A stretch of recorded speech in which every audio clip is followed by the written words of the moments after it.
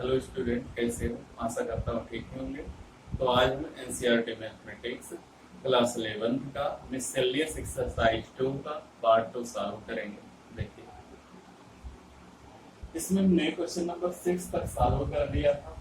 Question number 7 दिया है कि एफ और जी दो फलन इस प्रकार हैं कि दोनों का डोमेन और रेंज दोनों रियल नंबर है, यानी दोनों रियल नंबर से रियल नंबर पर फलन है। एफ एक्स जो है वो एक्स प्लस 1 द्वारा परिभाषित है और जी एक्स जो है उसका मान 2x minus 3।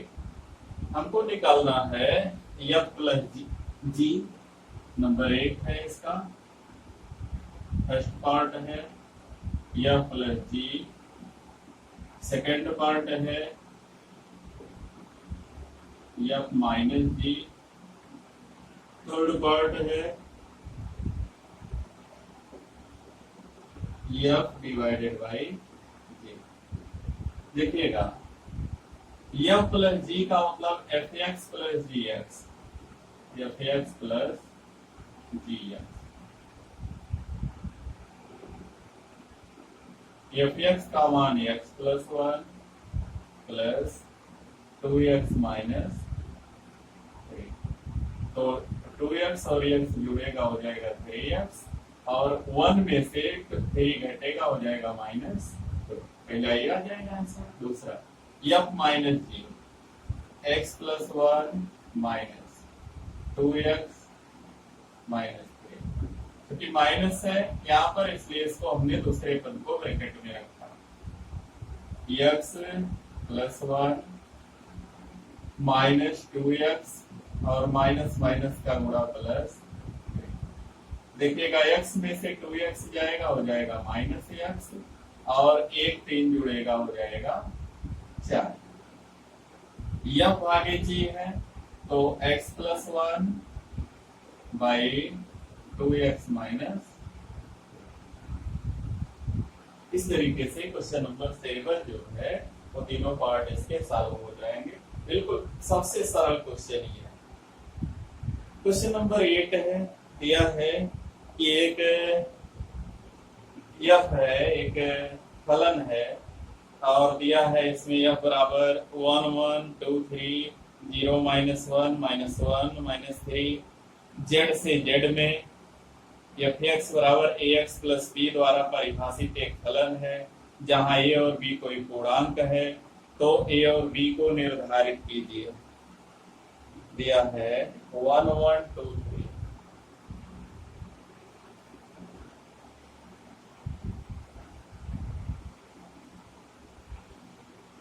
Question number 8,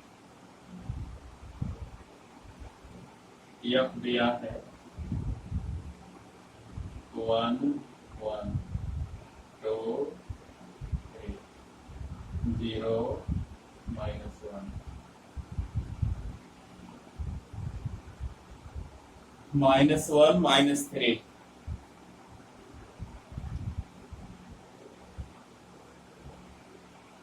minus 1 minus, और ये जो है जेड से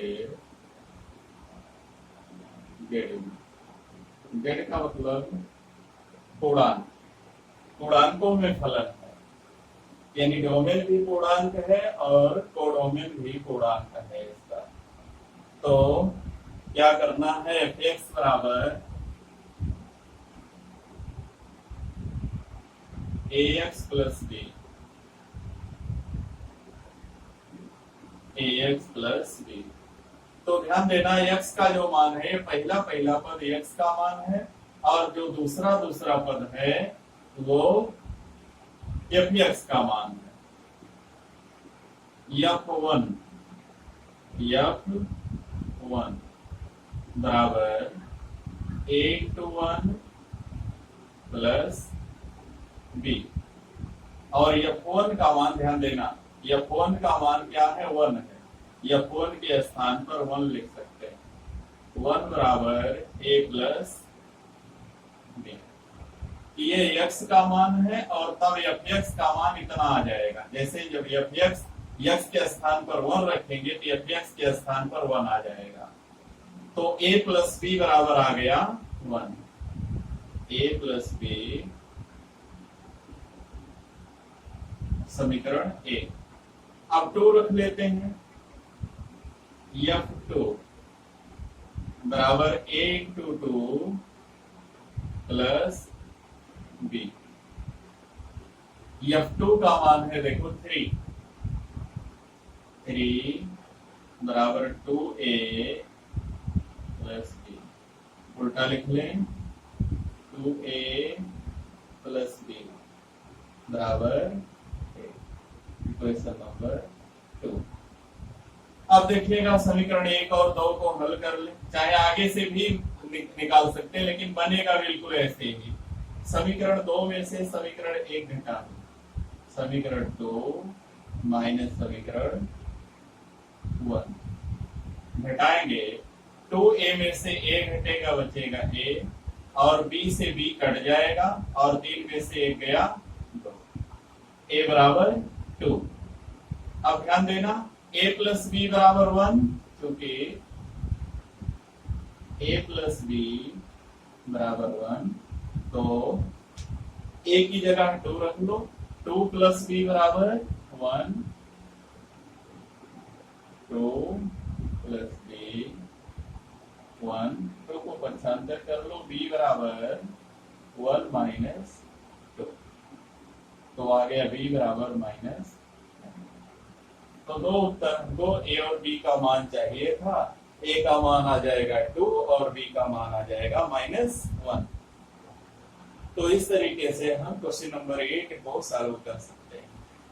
क्वेश्चन नंबर 9 है, लिखा है r बराबर A B such that A B belongs to n, a is equal to B square द्वारा परिभाषित n से n में एक संबंध r है।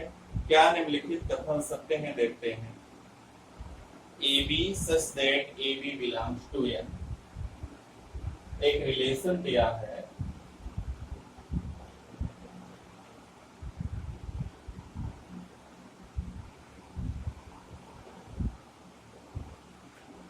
एक रिलेशन दिया है क्वेश्चन नंबर 9 में, r बराबर A B such that A B belongs to n, a बराबर बी स्क्वायर। कहने का मतलब a और b दोनों प्राकृतिक संख्याएं हैं और जो a है वो b के वर्ग के बराबर। अगर यहाँ 2 रखेंगे तो यहाँ उसका वर्ग 4 रखेंगे, यहाँ 1 रखेंगे तो 1 का वर्ग 1 रखेंगे, 3 रखेंगे तो ये वाला 9 हो जाएगा। इस तरीके से है और ये नेचुरल नंबर में फंक्शन है।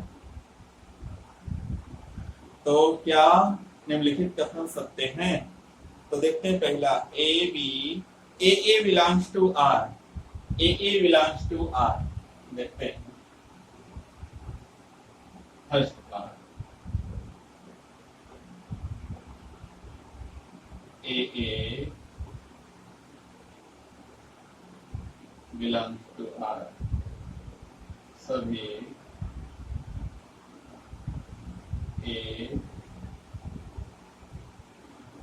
बिलोंग्स टू n के लिए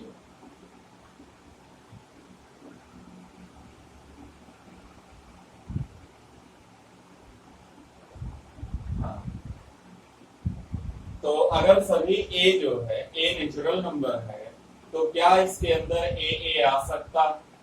अच्छा ध्यान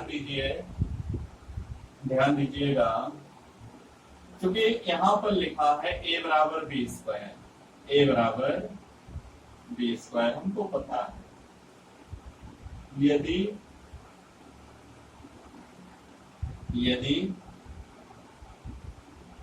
b बराबर 0 तो a बराबर 0 का वर्ग ये भी 0 आएगा। फिर यदि b बराबर 1 तो a बराबर 1 का वर्ग 1 ही आएगा। b बराबर 2 तो a बराबर 4, a बराबर 4, क्योंकि ए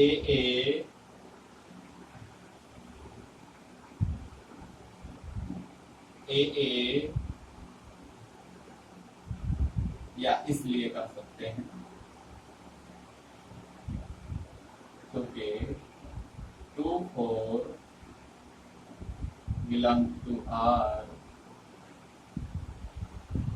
यानी 2 और 4 जो है वो आर में होगा। ये 4 और 2 है। ए बराबर बी स्क्वायर है, ए जो है वो बी स्क्वायर के बराबर है। इसका वर्क करेंगे तब इसके बराबर आएगा। 2 4 जो है या 4 और 2 जो है वो आर का अवयव है, इसलिए हम कह सकते हैं ए अर्थात 2 2 ए का मान 4 4 4 does not belong to R, चूंकि 4 is not equal to 4 का वर्ग, इसलिए कथन जो है वो असत्य है। कथन असत्य है, असत्य है।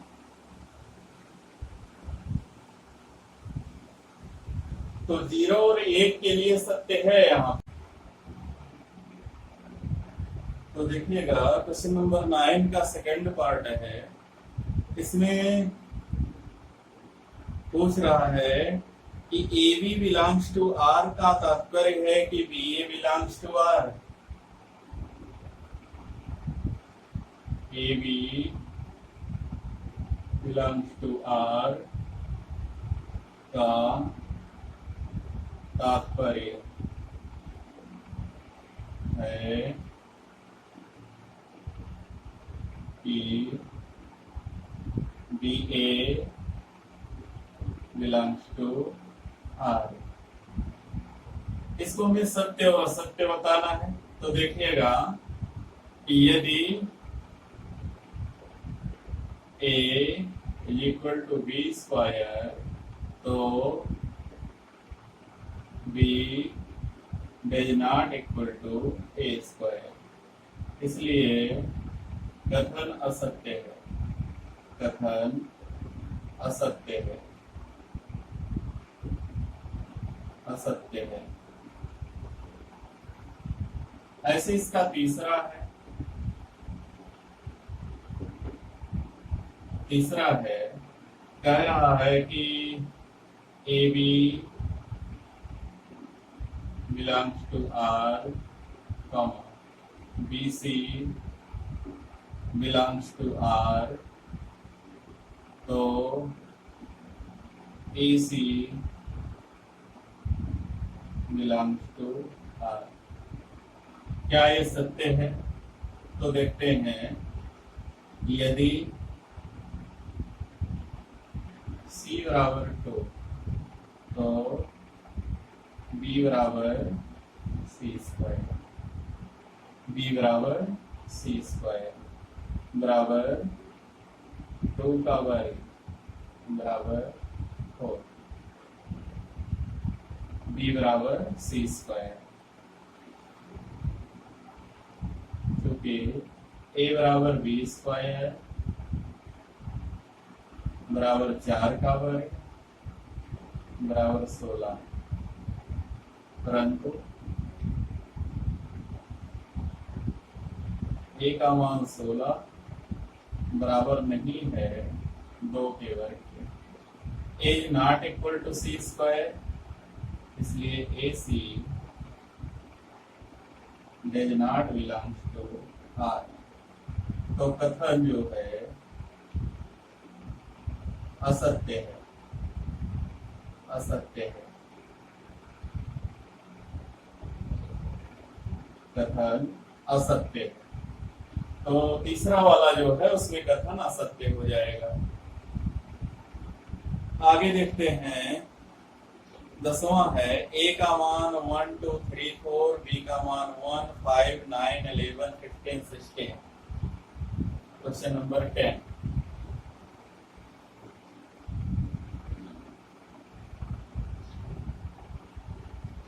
क्वेश्चन नंबर 10 ए बराबर 1 2 3 4 5 और बी दिया है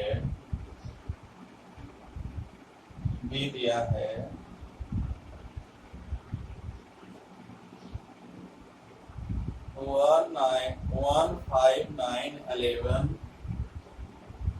1 5 9 11 15 16 और जो एफ है वो दिया है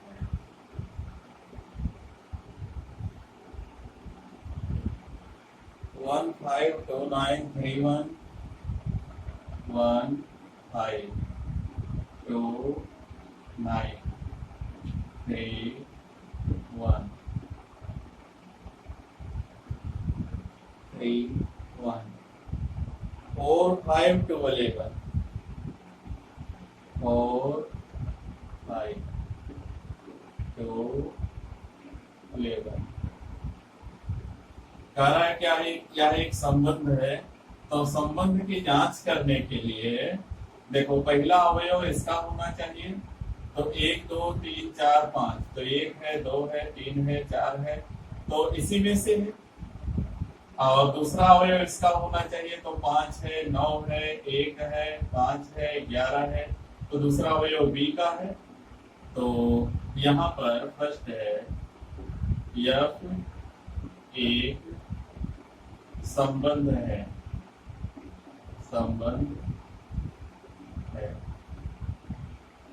क्योंकि कर्मित युग्म का प्रथम अवयव ए का समुच्चय और दूसरा अवयव बी का समुच्चय है या बी का उपसमुच्चय है। सेकंड है यफ फलन नहीं है क्योंकि 2 के 2 प्रतिबिंब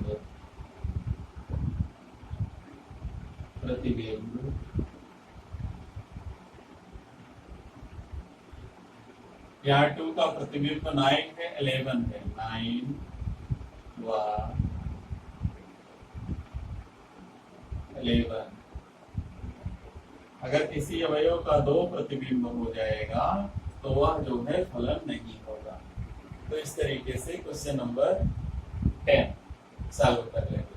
संबंध है क्योंकि कर्मित युग्म का पहला अवयव ए का समुच्चय और दूसरा अवयव बी का उपसमुच्चय है या पहला अवयव ए का उपसमुच्चय दूसरा अवयव बी का उपसमुच्चय है, इसलिए यह एक संबंध है। किंतु यह एक फलन नहीं है क्योंकि डोमेन के अवयव 2 का 2 प्रतिबिंब है 9 और 11। तो इस तरीके से 10वां हो जाएगा। 11 है एफ बराबर A B A plus B A B belong to Z द्वारा परिभाषित है जो जेड गुणे जेड का उपसमुच्चय है। क्या एफ जेड से जेड में एक फलन है? अपने उत्तर का औचित्य दीजिए। एक फलन है ए बी और ए प्लस बी और कह रहा है कि जो आता है जेड जेड का जेड से जेड में एक फलन है। एफ दिया है ए बी और A plus B such that A B belong to Z, ऐसा दिया है। कह रहा है कि जो एफ है वो जेड से जेड में फलन है, यानी ए और बी दोनों पूर्णांक हैं। तो पूर्णांक है अगर 1 रखें, ए का मान 1, बी बराबर 2, तो एफ क्या हो जाएगा? एफ बराबर चलो ए बराबर 1 2 3 बी बराबर ये भी अगर चाहे तो 1 2 3 4 ऐसे ये भी जा सकता है। तो इसलिए जो एफ होगा 1 1 ले लेगा दोनों का, तो 1 और यहाँ 2 अगर 1 के साथ 2 ले लें तो यहाँ 2 हो जाएगा, यहाँ 3 हो जाएगा। 1 के साथ अगर 3 ले लें तो यहाँ हो जाएगा 3 और यहाँ हो जाएगा 4। ऐसे 2 के साथ, 3 के साथ, 4 के साथ, तो यहाँ पर जो पहला अवयव होगा वो ए का रहेगा, यानी इसका रहेगा, और दूसरा जो है इसमें से रहेगा। तो इसलिए जो यफ है एक फलन है, फलन है।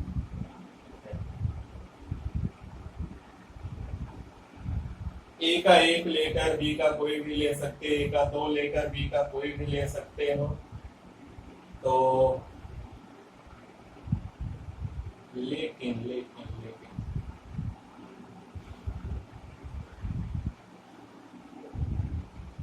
अगर इसका 2 ले लें और इसका 1 ले लें,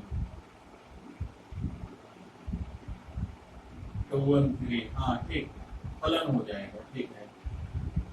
अब इसका जो है क्वेश्चन नंबर 12 है, दिया है क्वेश्चन नंबर 12 है, ए है 9 10 11 12 13।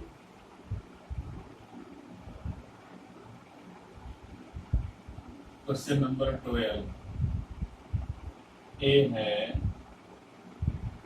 9 10 11 12 13 और एफ जो है वो फलन है ए से नेचुरल नंबर एन पर, और एफ एन बराबर दिया है एन का महत्तम अभाज्य गुणक,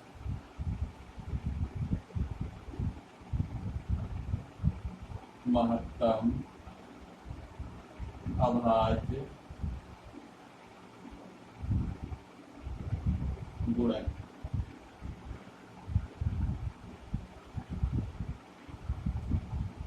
तो ऐसा दिया, कह रहे इसका परिसर बताइए। तो देखिएगा, एक अवयव है 9 को लिख सकते हो 3 into 3, 10 को लिख सकते हो 2 into 5, और 11 को लिख सकते हो 1 into 11, 12 को लिख सकते हो 2 into 2 into 3, 13 को लिख सकते हो 1 into 13। अब देखिएगा, हमने अभाज्य गुणनखंड कर लिया पांचों संख्याओं का। अब इसका महत्तम अभाज्य गुणक का महत्तम अभाज्य गुणक 3, और इसका महत्तम अभाज्य गुणक 5, इसका महत्तम अभाज्य गुणक 11, इसका महत्तम अभाज्य गुणक 3, इसका महत्तम अभाज्य गुणक 13। तो ये जो हो गया डोमेन हो गया, और इधर जो आया वो रेंज हो गया। इसलिए एफ का परिसर बराबर